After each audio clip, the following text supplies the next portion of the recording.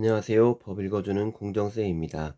제28회 공인중개사 부동산 공법 기출문제 해설 건축법 시간입니다. 72번입니다. 건축법령상 건축허가를 받으려는 자가 해당 대지의 소유권을 확보하지 않아도 되는 경우만을 모두 고른 것은 기업, 분양을 목적으로 하는 공동주택의 건축주가 그 대지를 사용할 수 있는 권원을 확보한 경우, 니은 건축주가 집합건물의 공용부분을 변경하기 위하여 집합건물의 소유 및 관리에 관한 법률 제15조 제1항에 따른 결의가 있었음을 증명한 경우, 디귿 건축하려는 대지에 포함된 국유지에 대하여 허가권자가 해당 토지의 관리청이 해당 토지를 건축주에게 매각할 것을 확인한 경우. 자, 답은 4번인데요. 니은 디귿이 되겠는데요.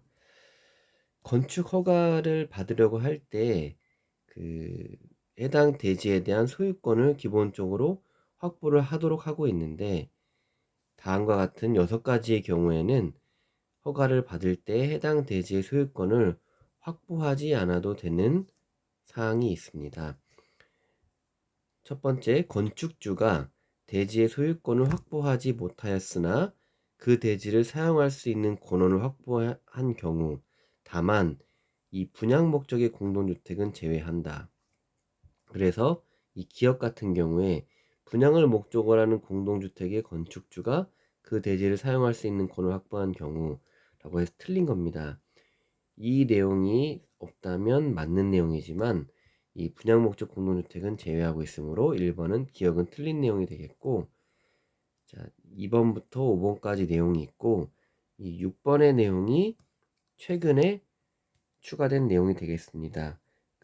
2021년도 11월 달에 개정이 되면서 신설이 된 내용이 되겠는데요. 이 오피스텔 등의 재건축 활성화를 위해서 이 집합건물의 소유 및 관리에 관한 법률 제47조에 따른 결의, 즉 구분 소유자의 5분의 4 및 의결권 5분의 4 이상의 재건축 결의가 있었다는 것을 증명하는 경우에는 이 오피스텔 등도 이 대지 소유권을 전체가 아닌 일부만 확보를 해도 할 수 있도록 하고 있습니다. 다음 73번. 다음 건축물 중에서 건축법에 적용을 받는 것은 1번 대지에 정착된 컨테이너를 이용한 주택, 2번 철도의 선로 부지에 있는 운전무한시설, 3번 문화재보호법에 따른 가지적 문화재, 4번 고속도로 통행료 징수시설, 5번 하천법에 따른 하천구역 내의 수문 조작실. 다들 이 건축물이 되겠는데 건축법에 적용을 받는 것은 답은 1번이 되겠습니다. 그러면 이 건축법에 적용을 받지 않는 건축물을 확인을 하면 되겠네요. 자, 첫 번째 문화재보호법에 따른 지정문화재나 임시지정문화재, 이 보기 3번이 되겠는데요. 이 시험 출제 당시에는 가지적 문화재였는데 문화재보호법이 2019년도에 개정이 되었습니다. 그래서 이 가지적 문화재라는 용어가 임시지정 문화재로 변경이 되었죠. 그리고 2번 철도나 궤도의 선로 부지에 있는 운전보안시설, 플랫폼, 이런 구비시설 같은 경우에도 건축법 적용을 받지 않는 건축물이 되겠고요. 그래서 2번도 맞는 내용이고, 세 번째 고속도로 통행료 징수시설도 적용을 받지 않고, 그리고 컨테이너를 이용한 간이창고는 적용을 받지 않도록 되어 있는데, 이 보기 1번 같은 경우에는 컨테이너 이용한 주택이 되겠습니다. 그래서 틀린 내용이 됐었고요. 다만 이 간이창고도 공장이 용도로만 사용되는 건축물의 대지에 설치하는 것으로서 이동이 쉬운 것만 해당이 됩니다. 그리고 마지막 하천법에 따른 하천구역 내 수문 조작실도 건축법에 적용을 받지 않는 건축물이 되겠습니다. 다음 74번입니다. 건축법령상 건축 등과 관련된 분쟁으로서 건축분쟁 전문위원회의 조정 및 제정이 대상이 되지 않는 것은 1번 공사 시공자와 해당 건축물의 건축으로 피해를 입은 인근 주민 간의 분쟁, 2번 관계 전문 기술자와 해당 건축물의 건축으로 피해를 입은 인근 주민 간의 분쟁. 3번 해당 건축물의 건축으로 피해를 입은 인근 주민 간의 분쟁. 4번 건축 허가권자와 건축 허가 신청자 간의 분쟁. 5번 건축주와 공사 감리자 간의 분쟁 중에서 답은 1번이 되겠는데요. 바로 살펴보겠습니다. 건축 분쟁 전문위원회의 조정 및 제정의 대상이 되는 분쟁은 총 6가지가 있네요. 자, 1번 건축 관계자와 해당 건축물의 건축 등으로 피해를 입은 인근 주민 간의 분쟁. 두 번째, 관계 전문 기술자와 인근 주민 간의 분쟁. 여기서 인근 주민은 바로 이 해당 건축물의 건축 등으로 피해를 입은 주민이 되겠습니다. 세 번째, 건축 관계자와 관계 전문 기술자 간의 분쟁. 네 번째, 건축 관계자 간의 분쟁. 다섯 번째, 인근 주민 간의 분쟁. 여섯 번째, 관계 전문 기술자 간의 분쟁. 그러면 반복되는 용어가 있죠. 이 바로 건축 관계자와 전문 기술자가 되겠습니다. 이 어떤 사람들인지 알게면은 답을 알 수 있겠죠. 건축 관계자는 먼저 건축주와 설계자, 공사 시공자, 공사 감리자가 되겠고요. 그리고 관계 전문 기술자는 총 4가지로 나눠지는데 기술사 사무소를 개설 등록한 자, 건설 엔지니어링 사업자로 등록한 자, 엔지니어링 사업자의 신고를 한 자, 설계업 및 감리업으로 등록한 자. 자, 이렇게 되면은 이 총 3가지 관계가 나옵니다. 건축 관계자, 인근 주민, 관계 전문 기술자가 나오는데, 자, 이 4, 5, 6번은 각각 이 사람들끼리 분쟁인 거고, 첫 번째는 이 건축 관계자와 해당 인근 주민, 두 번째는 이 관계 전문 기술자와 인근 주민, 그리고 세 번째는 건축 관계자와 관계 전문 기술자 간의 분쟁. 이런 경우에는 다 분쟁이 된다. 보기 1번 같은 경우에는 자, 공사 시공자와 보기가 답이 잘못됐네요. 죄송합니다. 답이 4번인데요. 4번이 왜 틀렸냐면 건축 허가권자는 용어에 나오지가 않는 거예요. 건축 허가권자는 나오지가 않습니다. 자, 그래서 이 32회 때도 이 해당 지문이 비슷한 지문이 많이 나왔는데, 자, 지금 보면 이 건축 신고 수리자라는 용어 나오지 않고, 건축 지도원도 나오지 않고, 허가권자 나오지 않죠. 그래서 여기서 필요한 부분은 이 건축주, 설계자, 시공자, 감리자, 그리고 아까 봤던 이 관계 전문 기술자만 기억하시면 될 것 같습니다.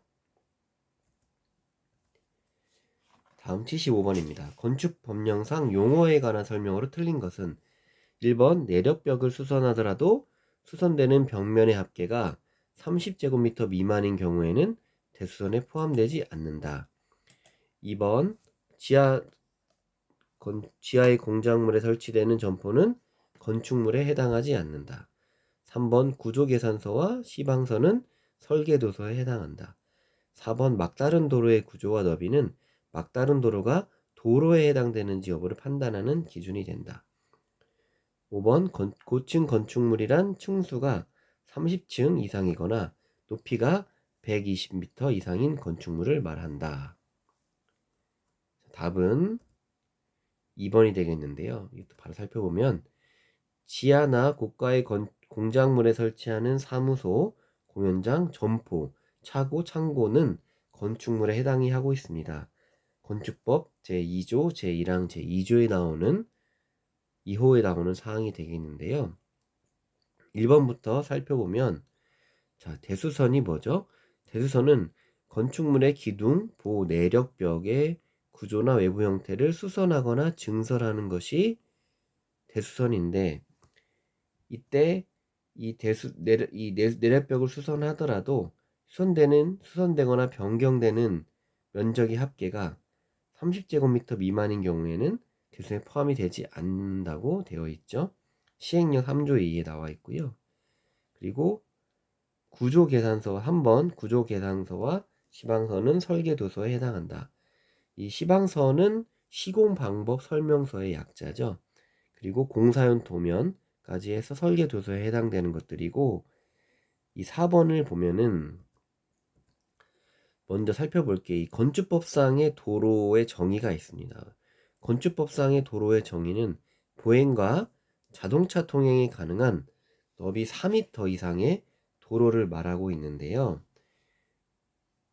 반대로 이 지형적으로 자동차 통행이 불가능한 경우에는 3m 이상도 도로를 인정을 해주고, 그 다음에 나오는 게 이 막다른 도로예요. 근데 이 막다른 도로를 도로이냐 아니냐를 판단할 때 그 기준이 되는 것이 바로 이 구조와 너비가 되겠습니다. 그래서 뭐 구조가 너비가 뭐 10m 미만인 경우에는 뭐 2m 이상도 도로다, 이런 내용이 이 시행령에 담겨져 있습니다.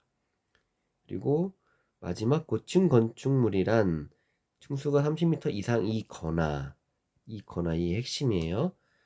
또는 높이가 120m 이상인 건축물을 말한다. 그래서 지난 31회 때 틀린 지문으로서 고층 건축물에 해당하려면 건축물의 층수가 30층 이상이고라고 해서 이 틀린 지문이 한번 나왔었습니다. 다음 76번입니다. 건축법령상 건축허가의 사전 결정에 관한 설명으로 틀린 것은 1번 사전 결정을 할 수 있는 자는 건축허가권자이다. 2번 사전 결정 신청사항에는 건축허가를 받기 위하여 신청자가 고려해야 할 사항이 포함될 수 있다. 3번 사전 결정의 통지로서 국계법에 따른 개발행위 허가가 의제되는 경우 허가권자는 사전 결정을 하기에 앞서 관계 행정기관의 장과 협의하여야 한다. 4번 사전 결정 신청자는 건축위원회 심의와 도시교통정비촉진법에 따른 교통영향평가서의 검토를 동시에 신청을 할 수가 있다. 5번 사전 결정 신청자는 사전 결정을 통지받은 날로부터 2년 이내에 착공 신고를 하여야 하며, 이 기간에 착공 신고를 하지 않으면 사전 결정의 효력이 상실된다. 바로 답은 5번이 되겠는데요. 사전 결정 신청자는 사전 결정을 통지받은 날부터 2년 이내에 착공 신고가 아니라 건축허가를 신청하도록 하고 있습니다. 그래서 건축허가를 신청하지 않으면 이 효력이 상실이 됩니다. 이 사전 결정 신청이라는 것은 건축허가 대상 건축물을 건축하려는 자가 건축허가를 신청하기 전에 하는 것이죠. 그래서 이 사전 결정을 신청하는 사항은 총 3가지가 있는데요. 해당 대지에 건축하는 것이 건축법이나 관계법령이 허용되는지 여부를 미리 물어볼 수 있는 거고, 그리고 건축법이나 관계법령 등에 대해서 뭐 이러한 규모고 이런 것들, 그리고 허가를 받기 위하여 신청자가 고려할 사항 등이 포함이 되는 것이고요. 방금 말씀드린 대로 사전 결정을 신청하는 사람은 이 건축허가 대상 건축물을 건축하려는 자가 건축허가권자한테 신청하는 것이고, 2번도 이 3번째 내용이 포함이 되어 있는 거죠. 그리고 이 사전 결정 신청 시에 제출한 서류가 있습니다. 간략한 설계 도서, 그리고 교통영향 평가서, 사전 환경성 검토에 필요한 서류, 그리고 건축계획서 및 배치도인데, 건축계획서에서는 에너지 절약 계획서와 노인 및 장애인 편의시설에 대한 설치 계획은 제외를 하고, 배치도 중에서도 조경 계획은 제외를 합니다. 그래서 이 서류들이 제출이 되는데, 이 사전 결정 신청자가 건축위원회 심의와 이 교통영향 평가서의 검토를 동시에 신청을 할 수가 있습니다. 그리고 3번의 보기 내용을 보면, 자, 우리 의제 내용을 우리가 국계법 시간부터 배우고 있는데, 자, 의제는 이 사전 결정을 신청을 할 때 관계 행정기관의 장과 협의를 통해서 그때의 관계 행정기관의 장이 협의를 해주면 사전 결정 그 의제 처리가 되는 거기 때문에 미리 관계기관 장과 협의하도록 되어 있는 내용이 되겠습니다. 다음 77번 건축법령상 가설 건축물의 축조 신고 대상이 아닌 것은 1번 전시를 위한 견본주택, 2번 도시지역 중 주거지역에 설치하는 농업용 비닐하우스로서 연면적이 100제곱미터인 것, 3번 조립식 구조로 된 주거용으로 쓰는 가설 건축물로서 연면적이 20제곱미터인 것. 4번 야외 흡연실 용도로 쓰는 가설 건축물로서 연면적이 50제곱미터인 것.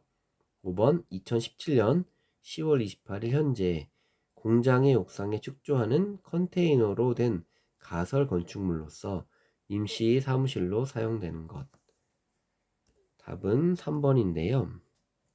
이 축조 건축물의 축조 신고를 보면 이 도시군 계획시설 및 도시군 계획시설 예정지에서 이 가설 건축물 같은 경우에도 허가를 받도록 되어 있습니다.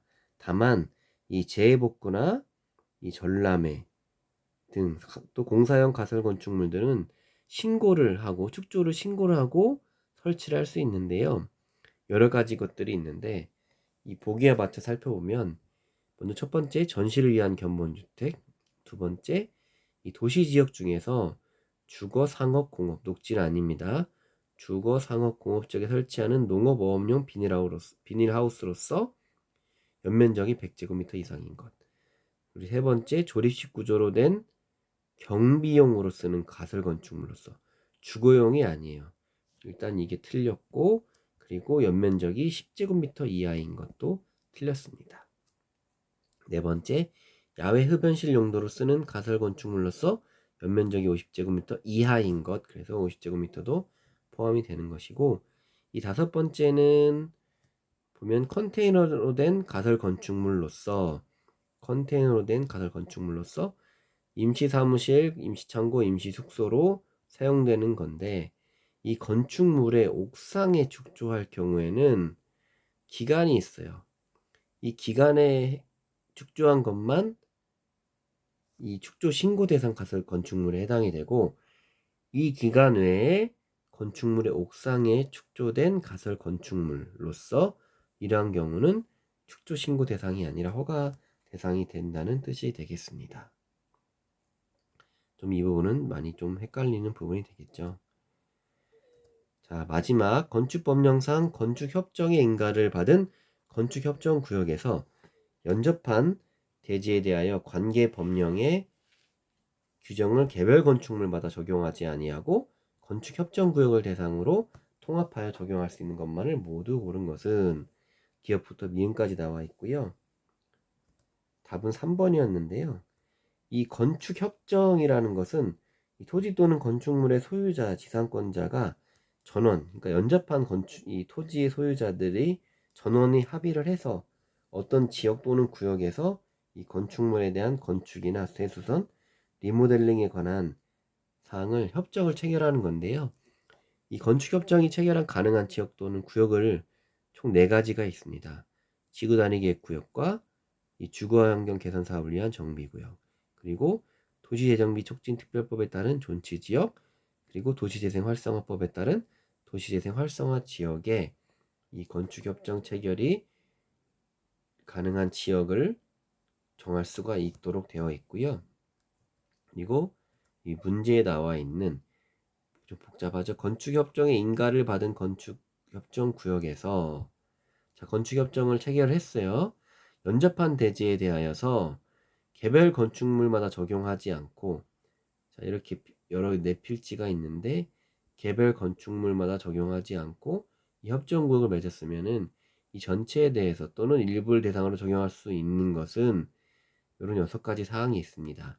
대지의 조경, 대지와 도로와의 관계, 지하층의 설치, 건폐율, 부설 주차장 설치, 개인 하수 처리시설 설치, 이 6가지의 경우에만 이 개별 건축마다 적용하지 않고 통합하여 적용할 수 있다. 그래서 이 계단 설치는 없기 때문에 답이 3번이 되었던 것입니다. 오늘도 영상 시청해 주셔서 감사드리고요. 영상이 도움이 되셨다면 구독과 좋아요 눌러주시면 더 좋은 영상으로 만날 수 있을 것 같습니다. 시청해 주셔서 감사합니다.